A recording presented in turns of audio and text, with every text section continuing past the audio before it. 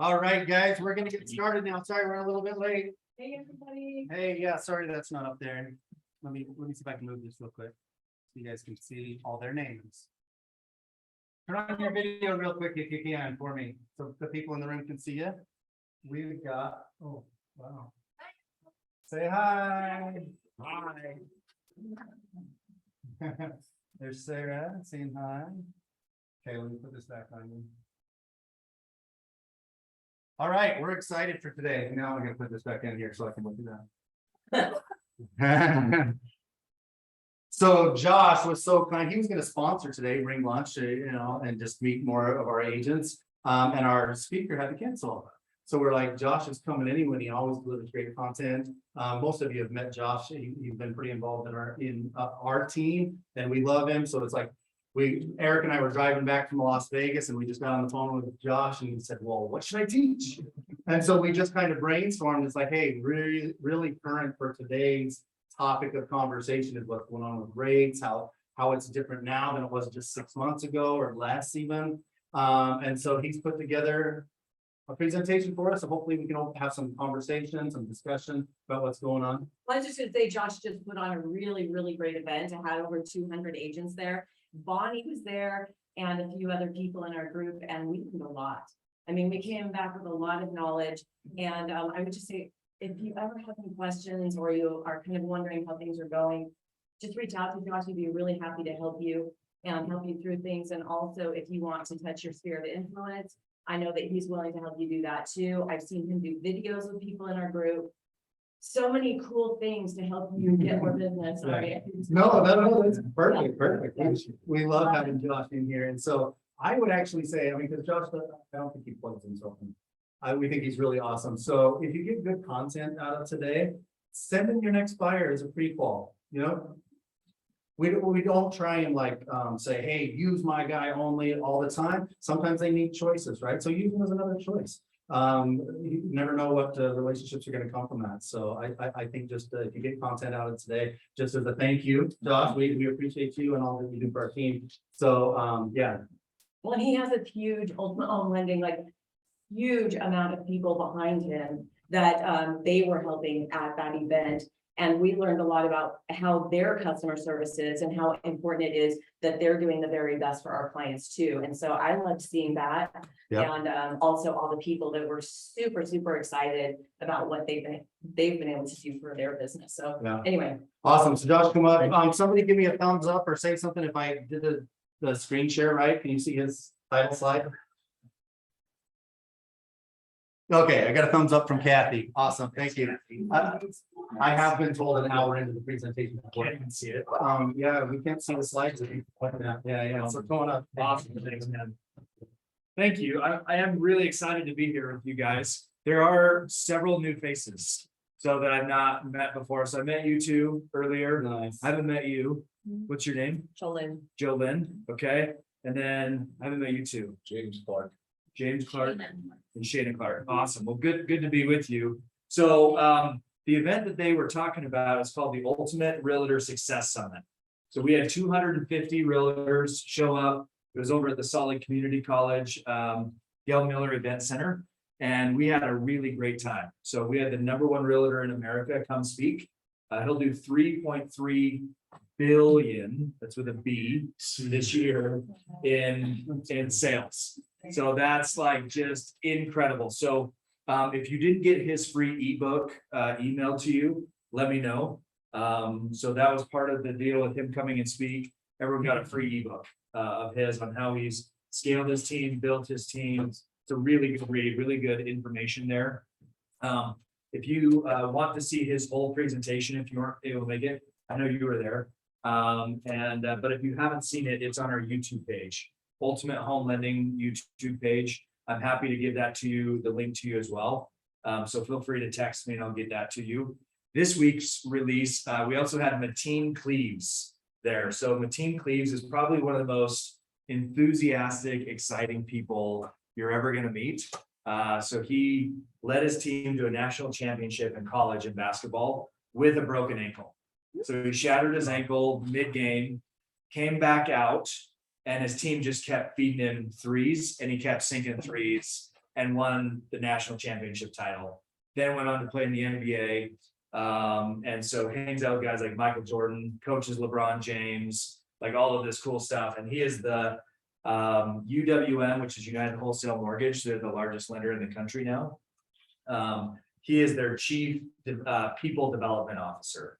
So he goes around to every leader in the entire company, teaching them, coaching them, all that stuff. So we had in there, I thought he was pretty, I wanted to run through like a brick wall afterwards. Like it was super exciting. So that video is being released today. So love to get that to you as well. So anyways, yeah, as we were talking on Friday last week about this presentation, you guys hear from a lot of lenders, you hear a lot about what's going on. And so I'm like, what does your team need? Like, what's different, all of that. So we want to talk today about how bad is the market and how bad is it for our client, right? You and I share the same client. We work for the same person when we're doing a transaction. So how bad is it for them? So we're going to do like a super deep dive into real things. So first of all, she's not here, but I found out she's not coming. So I sent her this slide. So this is for Brianna Greenwood. When you close the deal with the worst client on earth and never have to talk to them again. So, we Personal experience. yeah, we had a super doozy of a client. He only, between me and Brianna, we like fixed some stuff. He only had to bring $3.54 to closing.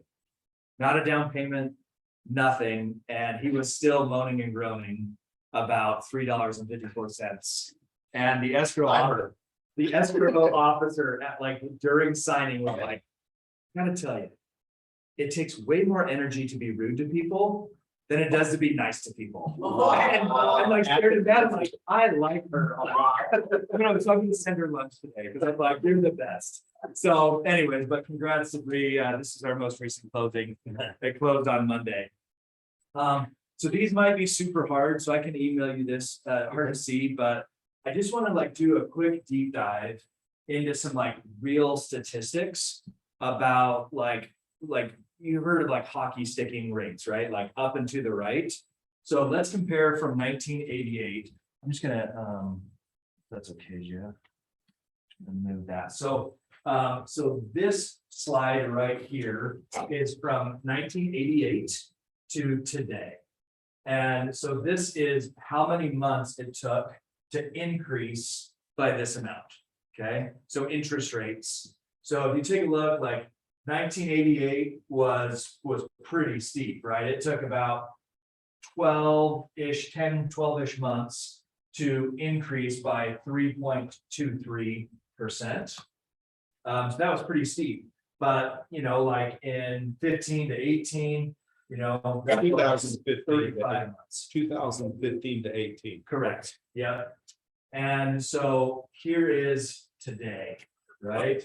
So 2.36 points in 5 months, right? So since 1988, we're not on a great track here, right? So this is how hard it is for clients. Now, if any of you use the Your Mortgage Guy app, this is on there so you can see like in real time. You can click 1 month, 6 months, 1 year, 2 years, but it gives you this really quick timeline when you're talking to your customer. So if I'm not there, I can't talk to you about it, or you have questions, you can go to my app and actually see what rates have been doing in a certain time frame for your clients. So it gives them, hey, yeah, here's what we're seeing, here's what's going on. You have really good data to give to your customer right there on the spot. Because when you have a lot of data, good answers for your customer, you gain a lot of trust and they want to stick with you. So I'm always looking for ways, how do people stop shopping me and start trusting me more? And this is one way, is by having really good data and listening to a lot of correct information, right? Good podcasts, things like that. So I just want you guys like really understand, like when we're seeing like 40% of consumers not qualifying for what they could 6 months ago, this is why. And I have some slides coming up that we'll talk about that will show you like side-by-side comparisons from today, from April, right? Just on buying power. So Any questions or discussion around this so far? Hey, Josh, is there a link Yeah. to your app on your website? I actually have a QR code at the end of my perfect, presentation Okay, that you guys can scan, and get to my app. And then we can actually co-brand that together. Maylee uses that. So it's got her picture, all of her contact information, my picture and contact information. So we're your real estate team, right? So the customer, and then the cool thing about it is we live on their phone. Right? So as people are scrolling through, they're gonna remember their real estate team and they can click on that. The other cool part, it's also a little scary, but it's kind of cool for us. I can see scenarios that they're punching in on the loan calculator side. So then I can call you up and like, hey, maybe, Justin has, at midnight last night was when he's thinking about this new house he's looking at. They're looking at these kind of scenarios. Let's hop on a phone call with them and see what we get figured out. So it's a really cool tool to like use. So I have about 125 users per week on that app. And so your clients should be using that as well. So pretty interesting though, just to see how fast we got to the point we're at. So, yeah. So it's never done that before in any history. Do we have any history where it replicates what's happened in the last 6 months? So what I've heard, right, I could not find any actual like data like this one that's like Yeah. proven. But from what I've heard, we've not seen this steep this fast in over 100 years. Yeah. So since 1988, it went up by more, 3.23 to 2.36, in double the amount of time, 10 months versus 5 months. We still have that opportunity. Opportunity, yeah. Really good word for it. Yeah, yeah. So I think they're all starting at the same point, but Uh-huh. none of them are dipping. Like, so how do they get back down to that low point? Yeah, so I mean, so these are just different timeframes, right? So in like 2019 and 20 especially, it went way back down. Okay, so Right. that's just not on the slide. This is just upward curves. How fast, the increase. yeah, just But how all of fast. those eventually went back down to that. That's right. That's right. Yeah. So like in early 2020, we were in like 2.75 to 3%. And starting this year, we were at like 4.25, and now we're almost to 7. So that's like a big problem. What this shows is just how fast it happened. In such a short period of time, it's like people are going, what's going on? So, and just to put that into perspective, like on a $500,000 home, that price increase, or excuse me, the rate increase equates to about $600 a month more in interest payment on their mortgage. That's so frustrating. Yeah, that sucks. So then the other thing that does. The other thing that does though is it decreases their buying power, right? So they can't buy as nice of a home as they could before. So I figured that at 3% interest on a $500,000 home with 5% down, that's $25,000. Mhm. 3% is $2,002 a month payment.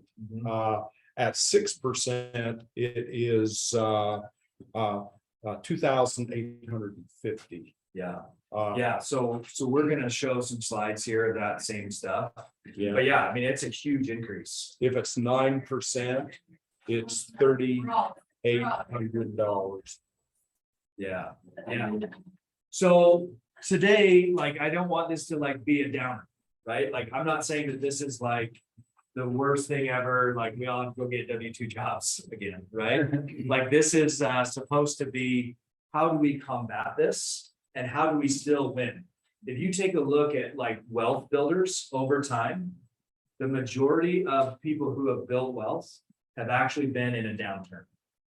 So it's not always made when things are really great, right? So we have to be creative. We have to understand like the mechanics of this so that we are still winning.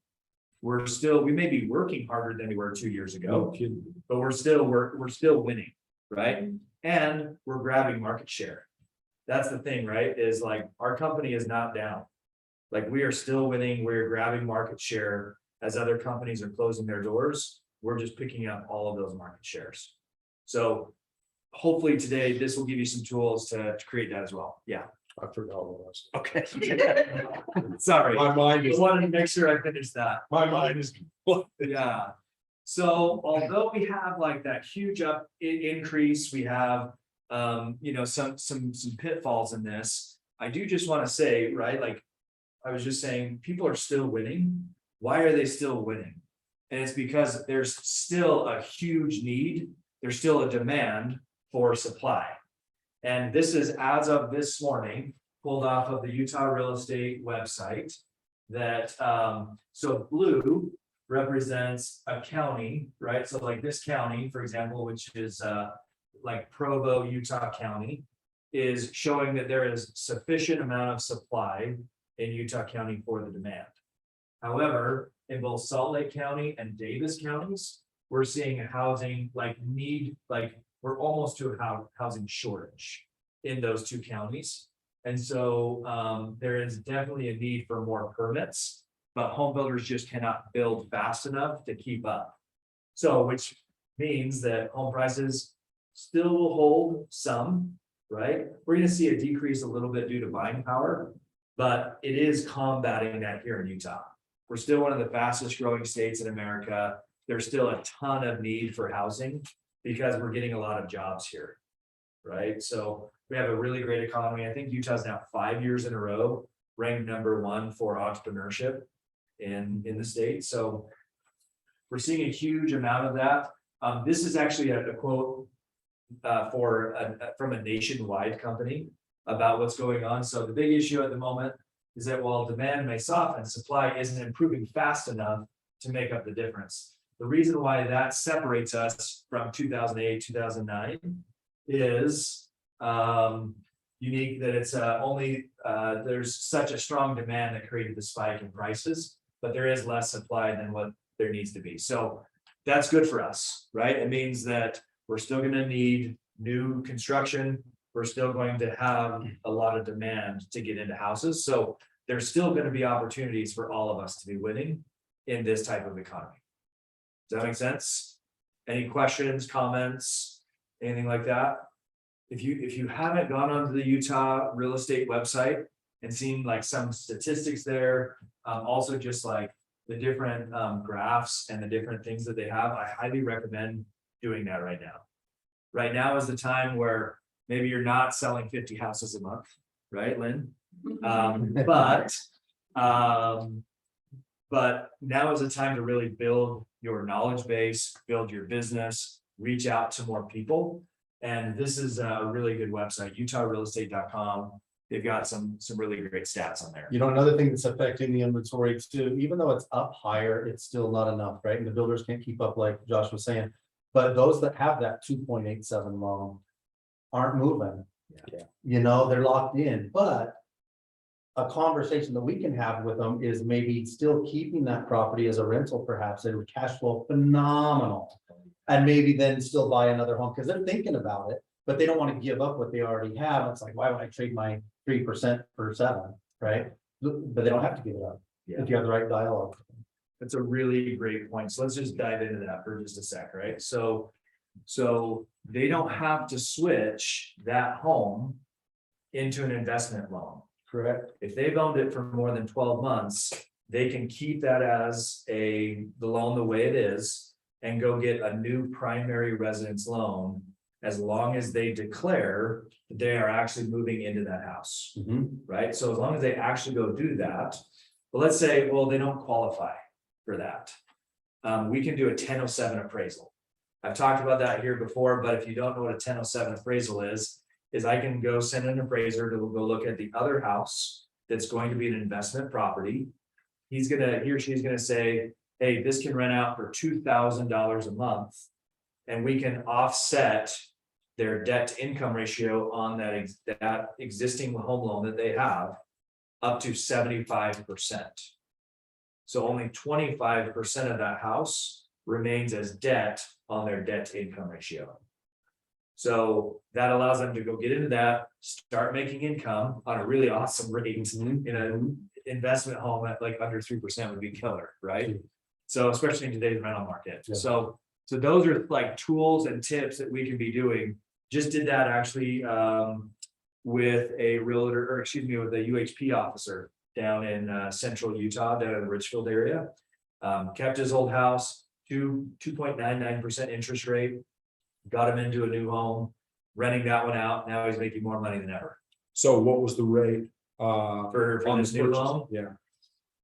Like, I'd Seven, have to take a look. No, it was like five. 5.99, 6.125, somewhere around there. Well, actually, the cash flow on some of these properties could be so great that it helps them afford the next property. If they've got a 2.99 rate, and I mean, just in our area, rents went up over 7% last year. Right. Rents are gonna continue to go up, They are. especially as housing affordability gets out of there. Right. Landlords aren't selling their property either, they're just raising the rent. Yep. And so that cash flow can now go to the homeowner to help them. I mean, some of them will have $1,000 a month in cash flow. Yeah, so and that's the nice thing. So the bottom line is they can afford to pay 7%. Because of what they already. It's being offset. Yeah. Yep. And for a professional police officer, he's on Utah Highway Patrol. That's a huge deal for him Yeah, to go make an extra $1,000 a month of income. yeah. Like it was like high fiving all around. Like I was pumped for that guy. So what is the appraisal? Yeah, for me. What did you call it? What? Oh, it's a 1007 appraisal. 1007. Yeah. Can I you was, explain just one more time how that Yeah. works? yeah, so a 1007 appraisal. So let's say that they're gonna do an investment property. And his debt to income is too high to go get another primary residence loan. Okay, so what this does is he's in this home now, but wants to buy this home. He's gonna move his family into this home, live in it, get a primary residence loan, turn this into an investment home. But his debt to income again is too high. So we'll do a 1007 appraisal on what this house will rent for. And it will offset his debt to income ratio by up to 75%. So if his, monthly payment is, for easy math, $1,000, then it will subtract $750 off of a month off of his debt to income ratio, allowing his ratios to come down enough to actually qualify for that loan. Does that make sense? Awesome. Honest? Yeah. Yeah, I just didn't get that last part. Yeah, so it offsets it so that it's not counting against him anymore. Once it's been over 12 months of investment, like history, we can actually take that income and kind of like what we're doing with you right now. So what's Right, so interest rate? we're taking some of that rental income and using it as actual income and not having to offset anymore. Yeah, What's the interest rate usually? Is it high? It's a little bit, on the 1007. oh, the 1007 appraisal, it doesn't have anything to do with the rate. The 1007 appraisal is like $150, and to have done, it's just a fee to then offset it in the debt to income on the. Think of it as like a rental analysis component to an appraisal. That's for the income approach on what it's bringing in. Normally, people think of that with commercial property, but they're gonna look at a single family home and say, okay, you're bringing in $2,000 a month rent. So we're gonna let you count 1,500 of that as income. So said the exact opposite way. He said it'll offset the debt to income ratio, but if you think about it the other way, it's easier to understand that they're gonna add it to their income. That's why they can afford both of them, because they're gonna add $1,500 to their income, but their payment's only $1,200. So just to clarify, the 75% is on the potential income, That's- not on the value, Well, or not on the so, payment. so on a 1007, because there's zero history Right, on the old home, that's now gonna be an investment. right, They're, instead of counting the income, they're actually just deducting the amount that's being counted on his debt to income ratio Mhm. by 75%. So it's not. based counted on as what the income. rent could be. Correct. If they had a lease in place, then they could Yep. count the And income. he went and got a 12-month renter for like $2,300 a month. And his loan on that house was 1,300 or something like that a month. Yeah. So he's truly making a net profit of 1,000 a month. So, and we're able to do that because of that 1007 appraisal. So, and I'm happy to field a lot more questions about this. We can run real life scenarios for people, but it is a really great way for them to start investing in real estate, get into a bigger home. They had this particular UHP officer, they weren't able to have their own kids. They had 2 adopted kids, and they just got asked to take a twin brother and sister. Oh, So it was like a really cool scenario to be part of. That's all. Yeah, so, okay, so this is like side by side comparison since April. So Eric was nice enough to research these for me. And these are in the exact same condo complex. So this was sold in April of 2022. Sale price was $455,000. Price per square foot was $221 a month there. So keep that in mind. Here we are to June, $5,000 more. Again, same complex, same everything. Okay, then we skip to July and round the same price. Okay. Now we go to October, same place, everything, $415,000 now. Yep. That was the decrease, right? So that's pretty cool. So just thinking about that. So that's kind of why we have this title of how bad is it, right? Like, let's actually take a look at where things are actually at. So this is just one scenario, but same complex. So we dropped a little bit in price. So let's actually go over the effects of rising interest rates. And I promise I'm getting to somewhere where we're all going to still win. So stay in there with me, right? So here's April. Again, purchase price. I did a down payment of 10%, interest rate at that given time, right? Went back to my calculator or my Your Mortgage Guy app, looked at the calculator. These were the rates for an average 30-year fixed loan in those months. Okay. Here are the payments. So a $310 increase on a lower loan amount, right? So even though the purchase price was around $460 here, we dropped down to $415 here, same amount of down payment, but interest rates were up over 2% from April to now, right? So increase the loan amount, or excuse me, the monthly principal and interest payment by $310. Kind of crappy. So that's like what we were just talking about, right? So even though it's increasing, prices are coming down, it's still more expensive. And so that makes buying power, like their debt to income ratios, harder to get approved and keep under Fannie and Freddie guidelines. So what do we do with that information? So I'm sure you guys have all talked about a 2-1 buy down in here before. So we understand the mechanics of it. I'll go through the mechanics just to make sure, but I really want to deep dive into like specific scenarios here. So again, we have that same graph here. So this is why it's really important that you, me, and our client talk before you go make an offer, right? I've already got them pre-qualified and pre-approved, right? So I've already run DU, I've already got all their income docs. All I need is a signed contract, a clear title, and a good appraisal, right? And I can close in under 21 days, generally around 17 days. So, but a 2-1 buy down, if you can get some seller concessions. So in this specific scenario, it's going to cost $8,300 for a 2-1 buy down.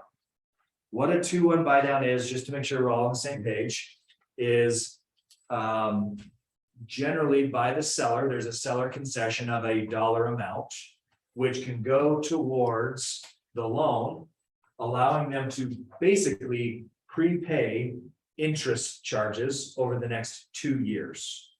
So for example, in this scenario, if the rate is going to be 6.875% for a 30-year fixed loan, the first year you subtract 2% from that. So if their payment was going to be at a 6.875 rate, 2443, it's now 1971 year one, because it's a 2% interest rate lower during year one. During year two, I'm just going to skip ahead one. During year two, it goes now to 5.875%, right? Because it's now only a 1% decrease, making their payment 2204 rather than 2443, saving them $239 a month. So in year one, there's a $5,600 interest savings by doing a 2-1 buy down. Year two, an additional $2,868, saving them a total over the first 2 years, $8,500. So it kind of saves them that amount. And so you can see it's about the same cost, right, for the seller to buy this down. So again, we're going to step back.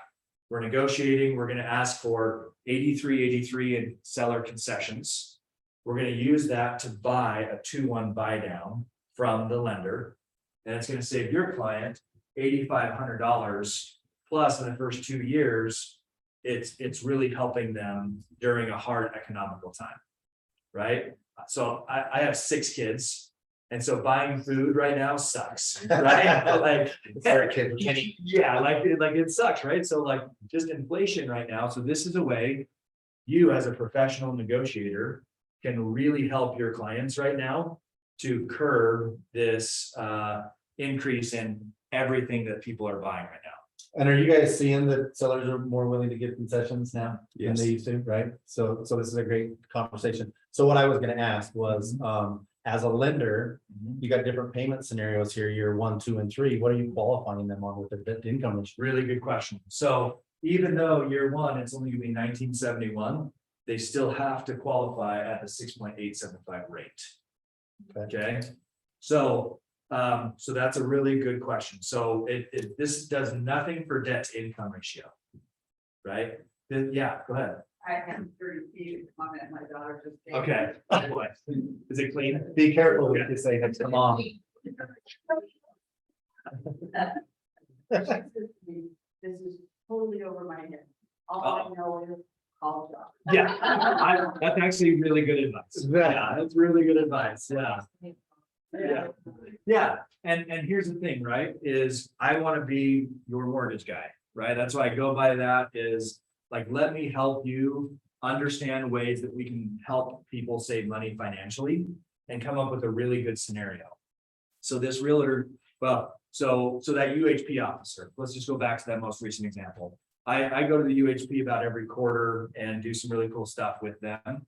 And so a lot of their officers I get to help, and I'm really excited about that because they're not getting pay increases because of budget restraints. So coming up with really fun strategies on whether it's a UHP officer that has a really limited budget to make an extra $1,000 a month to help with 2 new kids, or an investor go buy 3, 4, 5 more properties this year, like we are with Mitch and Maley, right? Stuff like that. Like this is really good stuff that I want to help like strategize on and come up with a really good solution even before your buyers are going out and actually making offers so that they know exactly what we can do. So on this one, for example, hey, our budget's really tight.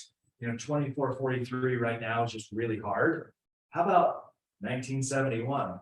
Yeah, that's a little bit better, right? So coming up with, okay, we got to do a 2-1 buy down for sure. So coming up with that strategy is going to be really, really key. So again, this is just one strategy. If it is debt to income, let's talk about different types of loans. But for this specific one, it's a really good one. Yes, Cindy.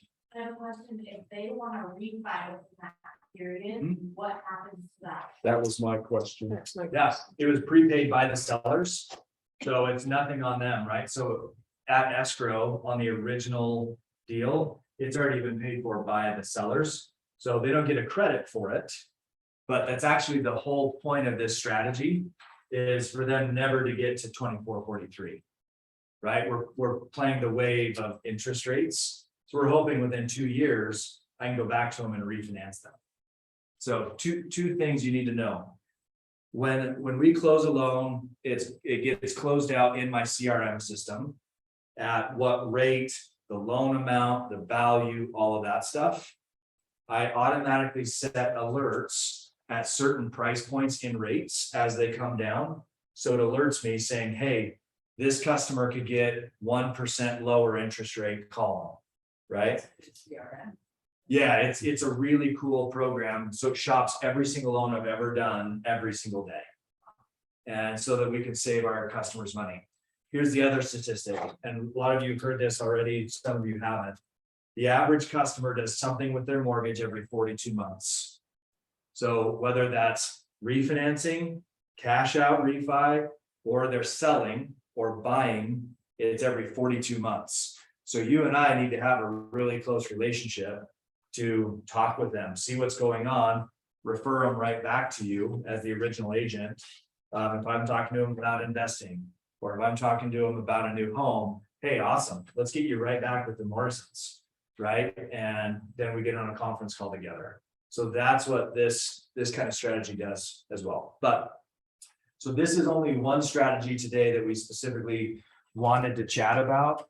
But just be thinking about right now, we are seeing a decrease. I think the average, isn't it something like 60% of every home sold right now, either at a rate decrease or they gave seller concessions? It's I didn't quite look that up, but it's something like 60% or higher right now. So we're definitely seeing that. Are you guys seeing that? Maybe is, Eric, yep, okay. So that's a big deal, but to be able to save your client $472 a month because you negotiated up front, because we had a strategy, is pretty cool. So maybe. So, if you, that's great, they can pay the concessions, you know, but if they had more money put down. So for instance, just look back 6 months ago, you had to put $20,000 to $60,000 down just to get that, above asking. Yes. So if you just took that exact same example, it's like, we'll just put the $20,000 and $60,000 that you were going to be putting buy a house Anyways. and interest. Put it towards like front load interest. How about Front load the interest or pay down principal. that? I don't know, whichever. So the best case scenario would be probably a mixture. Okay. Probably 90% pay towards principal now. Well, three scenarios. Okay. Because one is, are you an investor? Okay. Right? Cash is king with investors, right? So the more cash, less they can put down, more cash they have, better. If you're not an investor, there's really two strategies, and I would use a blend. I'd say probably 90% towards paying down principal. And in this exact scenario, $4,300 would get you, instead of a 6.875, would you get you to 6.5. So then what that does on a 2-1 buy down is, instead of 6.875, it's 6.5. And then because the 2-1 buy down, it's 4.5 for the first year and 5.5 second year. So it saves you thousands more dollars just by doing an extra $4,300 up front. So you can do a rate buy down up front as well. So does that answer your question? And that would be in addition to the concession. Correct, in addition to, yeah. So, yeah, we can talk after. Yeah, cool. Call Josh. Yeah, she's like, just stick to the strategy, call Josh. Yeah. So this option is only available for primary residents. It is, yeah, as of right now, yeah. So on investment loans, though, we still have like DSCR type loans, right? So some smaller down payments, some offsetting with rental income instead of just like a straight up investment loan. So. Quick question. Yeah, Oh, sorry. Here, Bonnie. go ahead. So this is awesome for the buyers and everything, but how can, like, say for instance, for me, make this enticing for the seller? Yeah, so there's definitely some strategies on this, right? And that's where you come in. Has anyone done a 2-1 buy down yet or negotiated? Okay, so Michelle, how did that go? Or Eric, right? So yeah, she's like, oh yeah. So how did you negotiate that? And hopefully you can hear, but Yeah, it's pretty, in this market, it's pretty much expected that the listing agent is prepared their seller for that, possibility of that closing cost contribution for that rate reduction.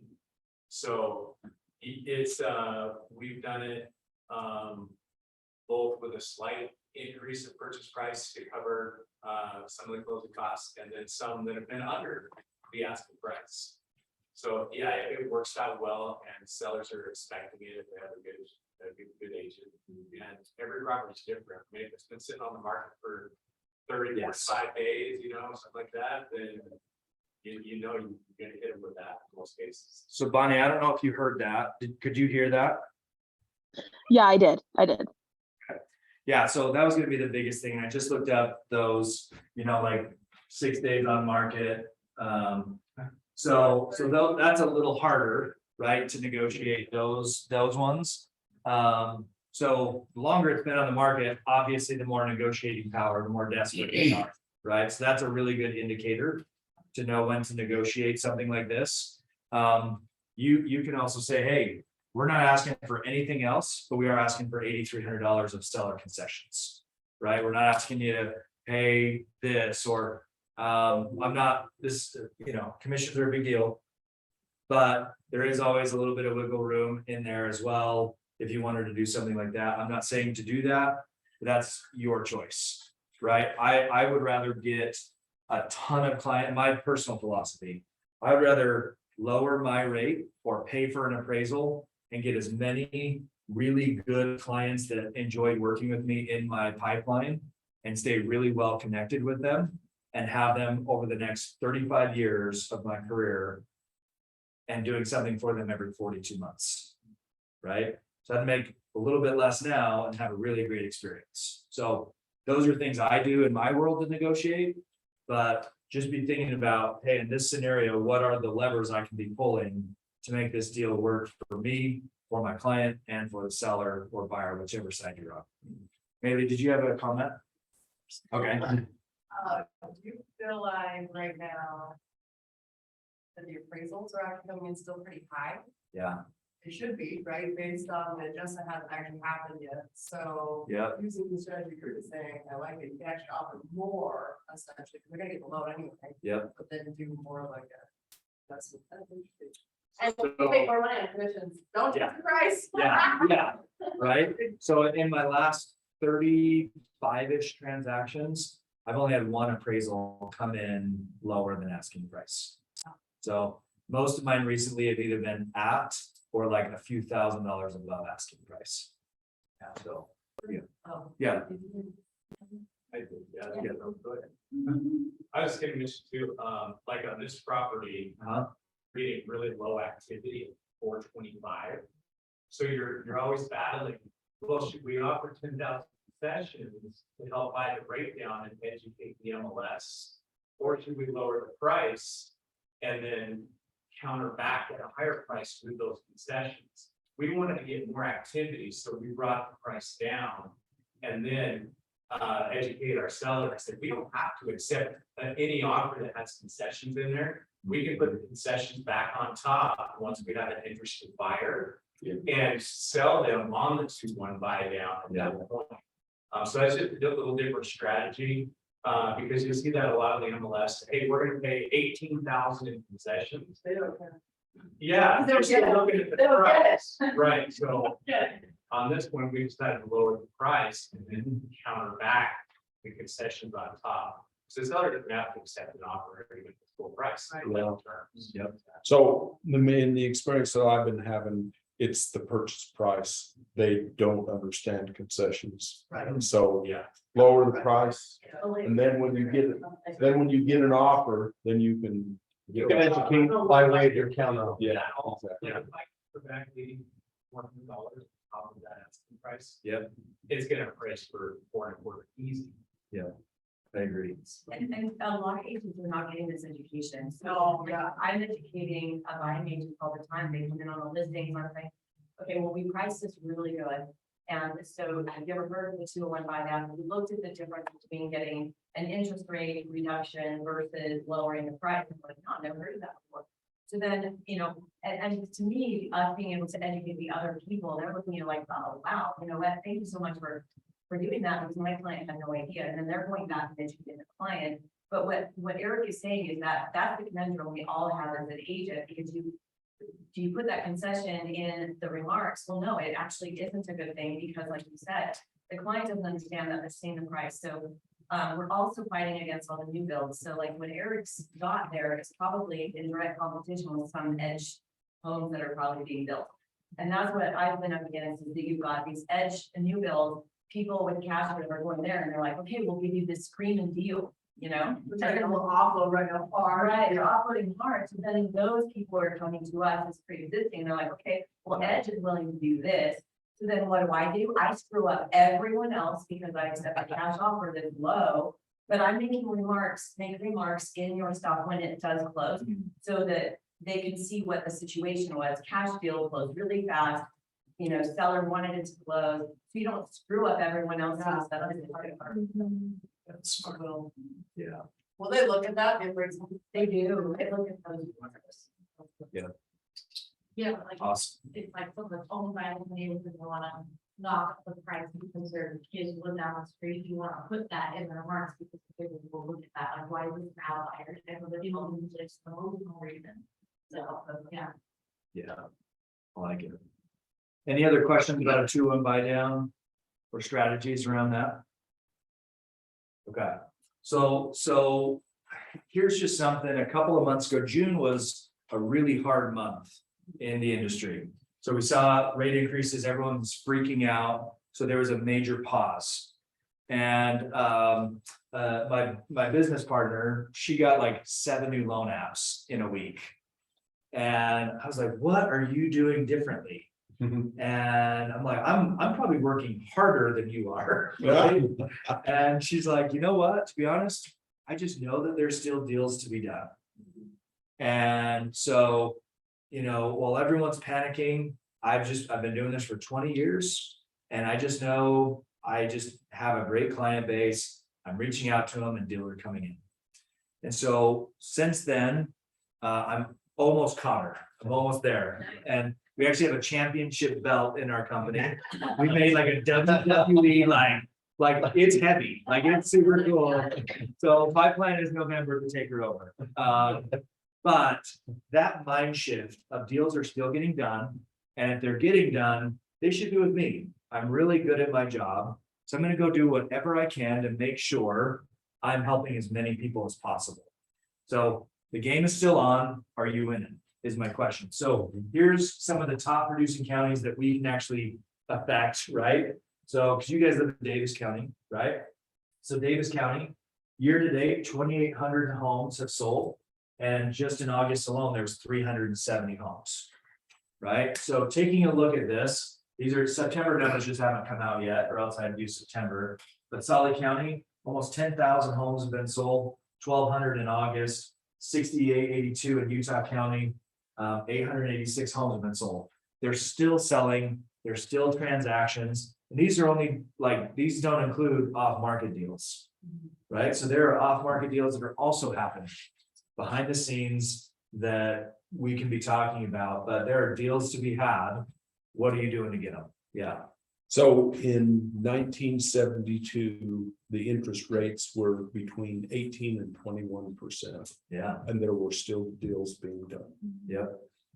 Well, if you look at this, I mean, the buyers just have more choices. Yeah. There's 1,200 homes being sold. There was probably 1,000 homes sold in June too, but they only had 3,000 to choose from. Yeah. Right, so ratio wise, the sales are still happening. There's just a little bit more inventory, even though it's shortage. It's amazing, right? Inventory's tripled and there's still a shortage. Yep. Yep. So what's your strategy? Is my question. Is it people are moving in from out of state? Is it new home buyers? I had an agent friend of mine that really wanted to go start doing first time home buyer seminars. And that's good, right? I'm glad you want to get out. But right now, is that the best bang for your buck? So in my opinion, really hard to get qualified right now. They don't have cash to put down. And their debt to income ratio is probably not the best. So you said earlier that we have taken out of the market 40% of the buyers. Of 100%, there's still 60%. That's a significant number. Sure. So the question is, how many of those are cash buyers and how many of them are finance buyers? Yeah. And those buyers that are buying, there's a reasonable chance that they have more equity. And if they're second time home buyers, they can afford to put more down. For sure. And they're still in the business. Yep. Just like that UHP officer, right? He's now got 4 kids, needs a bigger home. So it's our job to come up with a really good strategy. So you're right, there's still 60% of a really big number that's out there. So so going back, my focus, I'm not focused on first time home buyers right now. My strategy is go after investors, because investors are still buying. And they do multiple transactions a year, right, Bailey? Right. What is it? Right, like really good things going on there. Again, like you were just saying, Conrad, right? Yeah. So people who are already in a home, maybe they want to move up. And right now they're just going to date that rate, right? We've all heard that. Marry the price, date the rate. So maybe they're just dating the rate right now. And here's one strategy to help them have a better date with that rate, right? So those are things to be thinking of. And then lastly, just one plug. Someone else should probably read this. I don't have like the girl, please, right? But short home to an unapproved buyer. So, so just thinking about this, I would love to be like your strategy team, right? You and I working together. Hey, here's the details. Here's what the buyers told you. Here's what I proved, right? Often very different. And so making sure that we go in with the right strategy so that when you submit and actually get that offer, you ask for that $8,300 of concessions, or you've asked for a lower purchase price, or whatever that negotiating lever is. We've already talked about it. We have a good strategy. I've already got them pre-approved, so that again, all I'm waiting on is 3 things. I'm waiting on a good appraisal, a clean title, and a signed rep sheet. If I get those 3 things, I can close in under 17 days. So those are the changes. Hasn't changed. Yep. So those things don't change, right? So here's that app. So if you don't have my app already, I'd recommend downloading that real quick. If you want to co-brand that with me, I just need you to text me first and last name, a good picture that you want on there, and then your contact information. So that's the app. Again, there's really cool things like mortgage statistics. I pay to have a live news feed on there every day. So if you're wondering like what's going on with rates, what's going on in the market, there's a really good tool for that. There's loan calculators for cash out refis, purchases, and then that co-branding so that you and I live on their phone and we're their real estate team. Okay, You licensed in Oregon? no, So if I play around with your app, you're gonna get that. You're gonna get. yeah, don't be so, it's not like I'm like creeping on you every day, right? I am. Sometimes they will, but not every day. Yeah, not every day. That's weird. Yeah, but what it allows you to do is send it to our client that you're referring to me. They can get to know me a little bit. They can see like who I am and some testimonials from other clients so that they trust our team a little bit more. And then they can also request a pre-qualified or start on the app right from the phone. Okay. Yeah.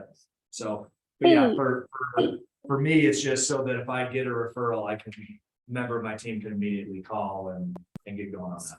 For business owners, Mhm. you know, where that's, maybe they are still W-2, they pay themselves. Do you require all the business documentation as well?